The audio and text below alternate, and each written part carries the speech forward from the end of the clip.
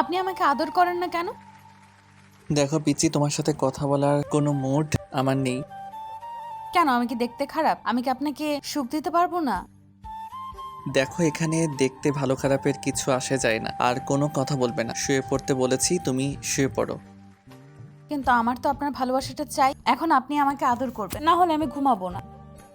দেখো, তুমি পাগলামি করো না। তোমাকে আমি অনেক বোঝানোর চেষ্টা করেছি, কিন্তু তুমি বুঝতে পারো না। তোমাকে আর কত বোঝালে বুঝতে পারবে যে তোমার এই পাগলামিতে আমি সায় দিতে চাইছিলাম না, তারপরও তুমি এরকম একটা পাগলামি করলে। যখন জানতে নেই যে আমি আপনাকে এত বেশি ভালোবাসি, তাহলে আপনি আমাকে একবার ভালোবেসে বুকে জড়িয়ে নিলেই তো হতো। আমি তো তোমার মতো পাগল নই যে এরকম পাগলামি করব। আর যেখানে তুমি আমার বন্ধুর ছোট বোন ছিলে, সেখানে তোমাকে কি করে ভালোবাসতে পারতাম বলো? তারপরও তুমি এরকম করে এরকম একটা পাগলামির মধ্যে আমাকে জড়ালে। মিথ্যা কথা। আপনি আমাকে অনেক বেশি ভালোবাসেন, শুধু বন্ধুর ছোট বোন বলে এমন করে দূরে সরিয়ে দেন। আমি তো জানি আপনি আমাকে কত বেশি ভালোবাসেন, তারপরও এমন করে কেন দূরে সরিয়ে দেন? আচ্ছা, একটা কথা বলেন তো, এখন কি আপনার আমার বিয়ে হওয়াতেও আপনি খুশি নন? আপনি কি আমাকে একটু ভালোবাসতে পারবেন না বলেন? আমার খুশিতে কিছু যায় আসে না। তুমি আমাকে পেয়েছো, আমাদের বিয়ে হয়েছে, তুমি হ্যাপি থাকবে, সেটাই আমার কাছে অনেক। এখন কথা না বলে ঘুমিয়ে পড়ো। তোমার উপর দিয়ে সারাদিন অনেক ধকল গেছে, আমি আর কথা বাড়াতে চাই না।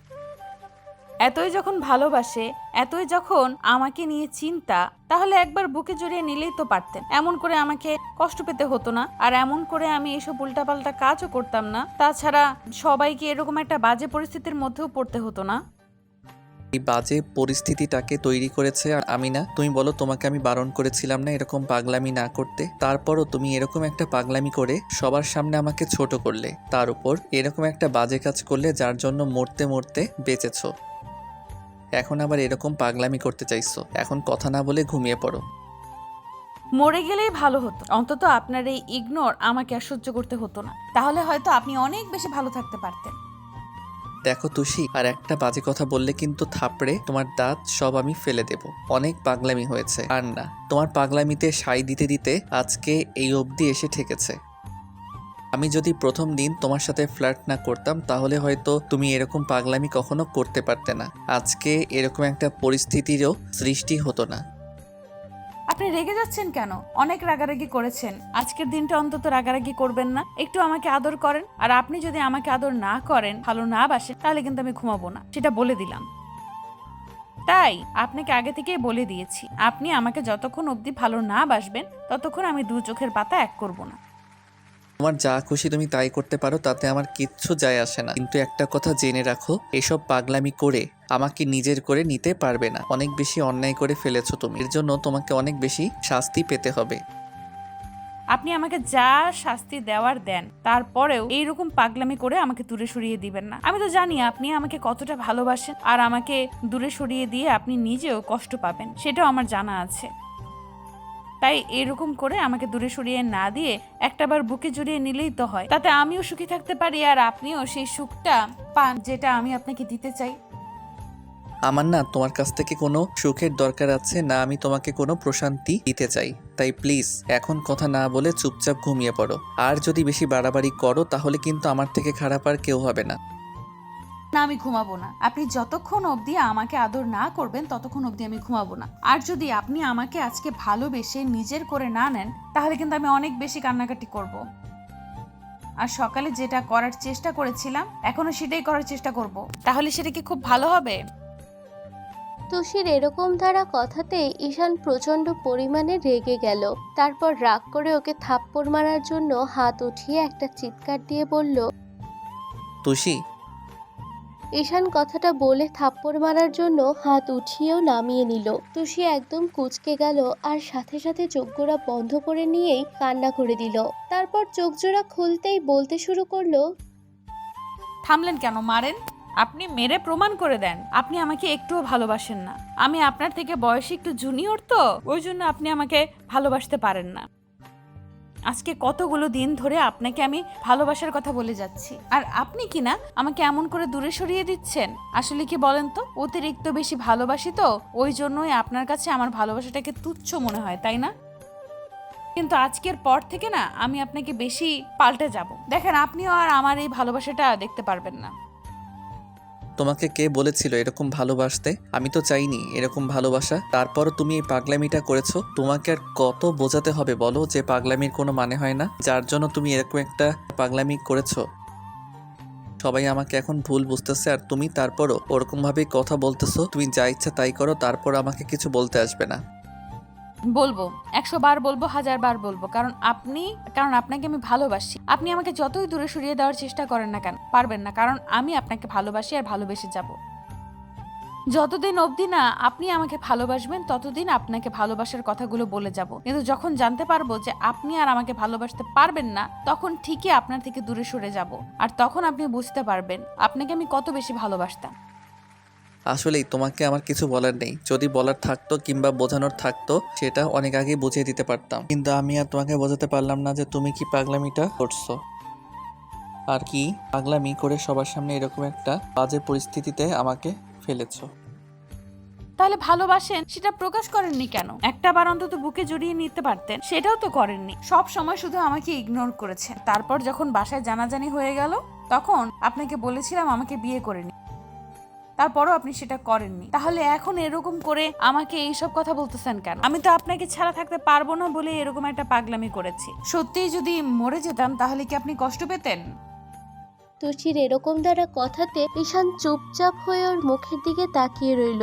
ওর খুব বেশি খারাপ লাগছে। বারবার তুষির মুখে এই কথা শুনে ওর ইচ্ছে হচ্ছে ঠাটিয়ে ওর গালে কয়েকটা থাপ্পড় মেরে দিতে। তারপরেও সেটা না করে চুপচাপ তুষির মুখের দিকে তাকিয়ে আছে।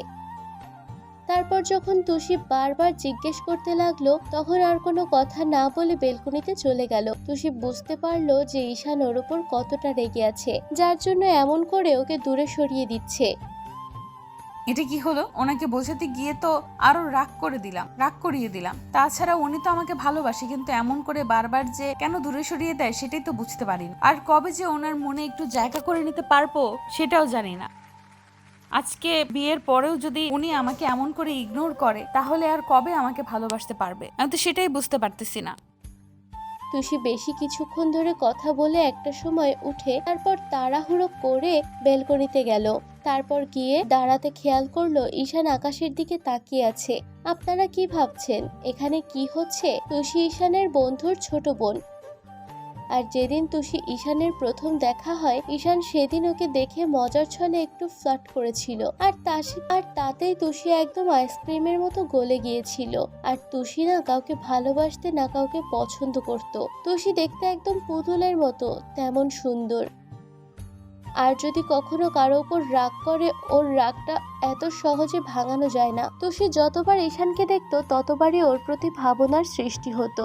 আর একটা সময় যখন ঈশানের তুষির বাসায় যাওয়া আসা ছিল ওর ভাইয়ার সাথে, তখন তুষি আস্তে আস্তে ঈশানের প্রতি দুর্বল হতে শুরু করে, কারণ ঈশানের কাজকর্মগুলোতে তুষি মুগ্ধ হতো। তারপর একটা সময় তুষি ঈশানকে ভালোবেসে ফেলেছিল, আর যার জন্য ও বারবার বোঝাতে চাইতো, কিন্তু ঈশান তুষিকে ছোট বোনের মতো ভেবে দূরে সরিয়ে দিত। কিন্তু একদিন কলেজের এক বড় ভাই তুষিকে টিচ করে, আর সেদিন ঈশান ওদের সাথে অনেক ঝামেলা করে আর ছেলেগুলোকে ইচ্ছে মতো পেটিয়েছিল। তখন তুষি ভয় পেয়ে দৌড়ে গিয়ে ঈশানকে জাপটে জড়িয়ে ধরেছিল।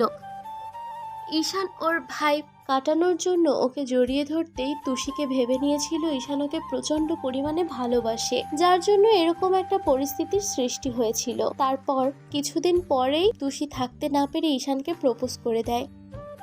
আর তারপর থেকে এরকম একটা ঝামেলা চলছিল, কারণ ঈশান জানতো এই সম্পর্কটা হয় না, আর যদি এই সম্পর্কে জড়ায় তাহলে তুষির ভাইয়া অনেক বেশি কষ্ট পাবে। তাই ঈশান ওকে দূরে সরিয়ে দেওয়ার চেষ্টা করছিল, কিন্তু তুষি ঈশানকে নিজের করে নেওয়ার জন্য এরকম পাগলামি করছিল।